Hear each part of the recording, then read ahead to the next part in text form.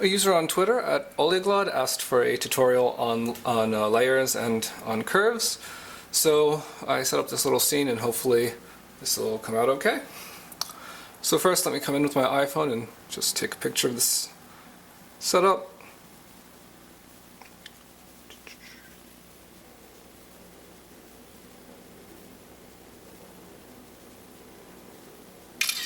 There we go. Now let me go into Filterstorm here and load it up.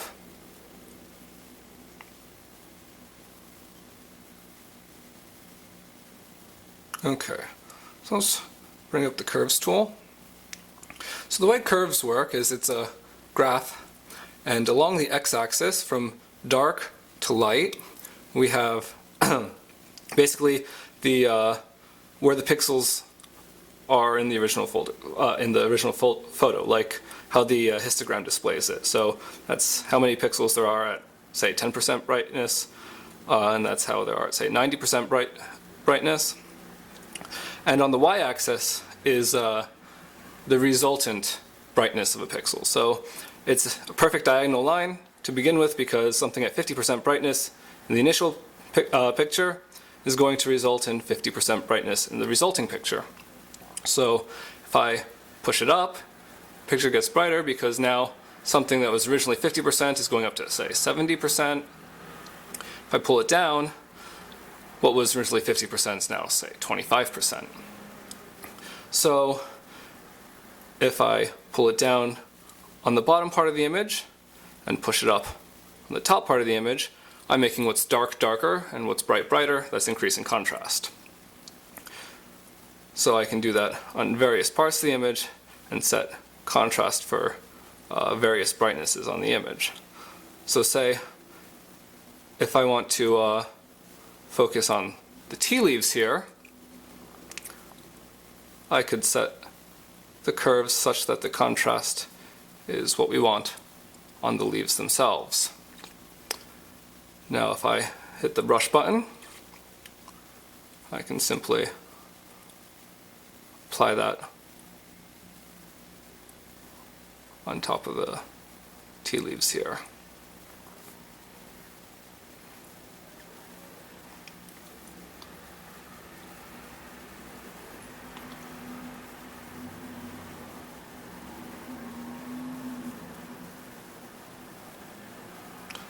Similarly, if I just want to make something brighter, say these tea leaves inside, I can just pull it up, but maybe again I want to keep the contrast up a bit, but still make it easier to see. Now I can brush along the inside.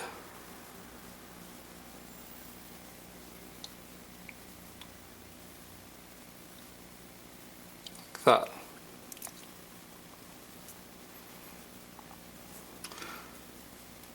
So I have layers off right now, so far. I'll turn the layers on. So now, if I take my curves tool and I pull it up, I want the background to all be white, not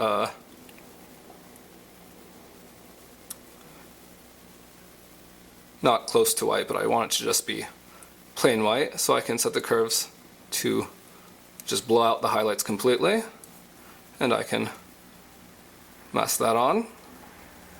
I can just start out with a circular gradient.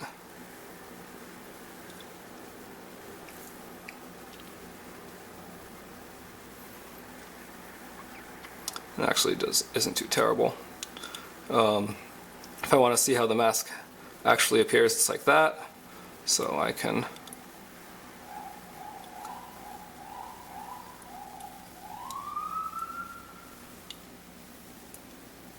more easily come and erase it from where I don't want it to be.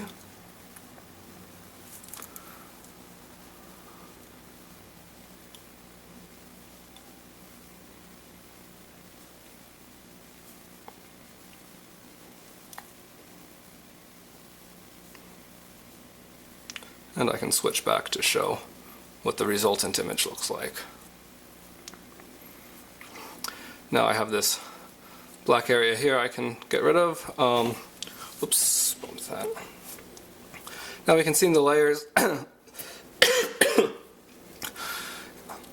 in the layer screen we have the black part of the edit mask thing showing where the mask is being applied, and the white part showing where it's not. So I can then take this image, and I could again say adjust the hue and saturation, and you can see it would change the background but not the foreground. But I don't want to do that. Let me come in and take this part.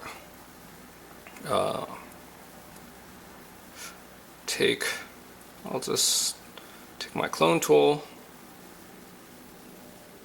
and whoops, it's fine. There we go.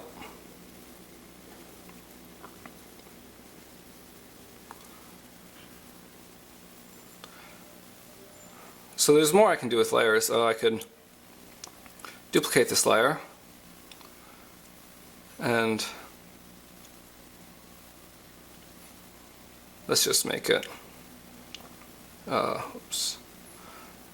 I'll make it opaque, and so I can then apply that. Then blur it. Just apply that. So layers we can also apply different blend modes to. So you can use multiply blend mode, for example. Overlay blend mode.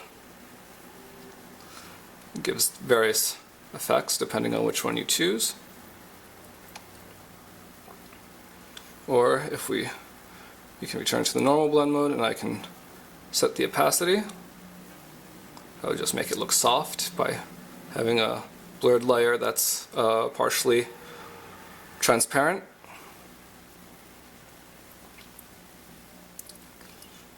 And I can merge the layers, or I can go back to the mask and I can change the mask if I wanted to emphasize a certain area and keep some parts sharp, whereas other parts are other parts have the softness of the blurred layer. I can just delete it, erase it from the parts I want to keep sharp. I can keep the number.